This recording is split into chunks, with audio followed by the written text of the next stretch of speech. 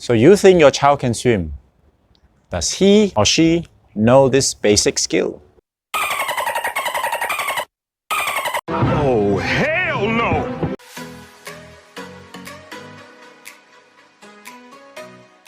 Hi, my name is Joseph, and I'm the founder of My Swimtopia.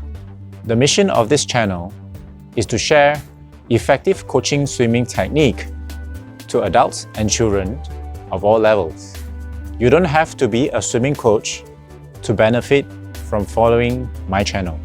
In this video, I'm going to show you how to do doggy paddle, which is also known as front paddle. Now you might ask, why does my child need to learn front paddle or doggy paddle? Well, it is the quickest way for a swimmer or non-swimmer to swim from point A to point B without putting the face down in the water. Now that we know the purpose of learning front paddle or doggy paddle, we can break down the skill into 5 components. It's called BLABT. B for body, L for legs, A for arms, B for breathing, T for timing. By now, your child should be able to float quite comfortably in the water. If he or she still is not comfortable in the water, there is a video that you can watch right here. Having a flat body in the water, it's probably the foundation of swimming. Your body has to be streamlined in the water when you're swimming. We can do a lot of practices to have a very streamlined body. Example of practices we can do is floating in the water with noodles, floating in the water without noodles or without any aids.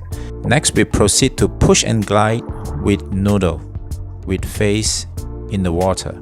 Most common problem you see doing a float in the water is when their legs start to sink. Now this happens when their heads is quite high up in the water, looking in front instead of looking down. This could due to lack of confidence, as the swimmer is always trying to look up, put their face out of the water to breathe. A practice that we can help the swimmer improve is blowing bubbles practices.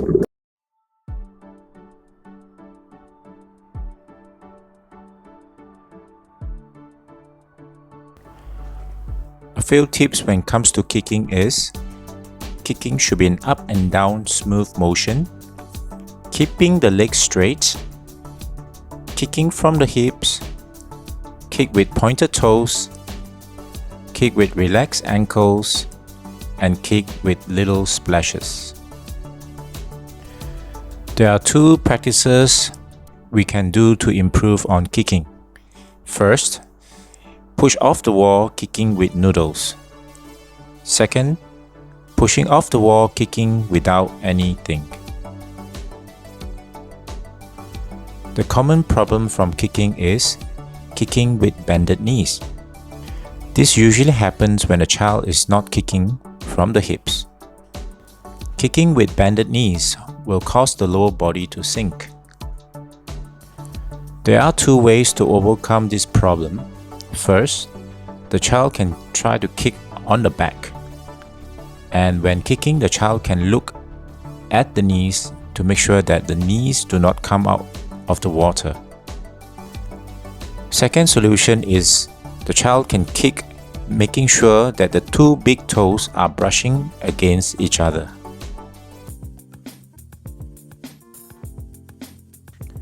The next component is arm. It is probably the most important component for doggy paddle. Each arm alternates reaching to the front and pull water to the thigh. First, make sure the fingers are closed, but not too tightly.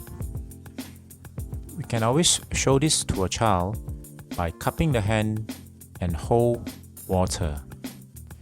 You can show to the child if you do not close the fingers, the water will just slip through them. Doggy paddle is swum with shoulders, elbows, and hands in the water. If the child is not tall enough, we can help support the child on our lap and help the child to do the arm movement. Some of the problems that can happen during this arm movement is fingers are open too widely during pulling. The child can go back to practice in the pool with emphasis on fingers together, feeling pressure on hands during the pull phases. Second mistake that can happen is when the hand pushes the water during the recovery phase. This can be solved by standing practice again, pulling water. Now with one hand going to the front, spearing into the water, another hand pushing the water to the thigh. Doggy paddle is swum with chin in the water. The breathing is long and relaxed. Next, the child can progress to swim with face in the water. Make sure the nose is always blowing bubbles and lift up the head to breathe when there is need to. Things that to watch out for is the child might just stop completely to catch a breath. This happens because the child is holding breath in the water. The solution for this is to go back to breathing rhythm exercises like blowing bubbles and blowing objects along the surface.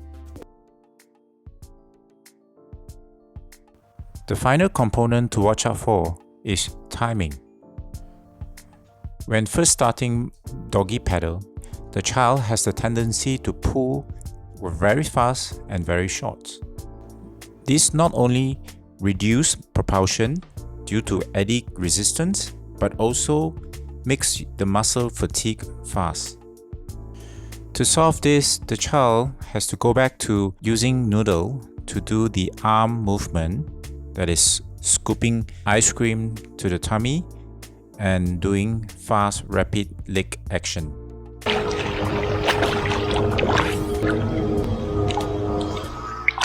I hope you enjoyed the video. Let me know if you tried the steps by commenting below. And I'll see you in my next video.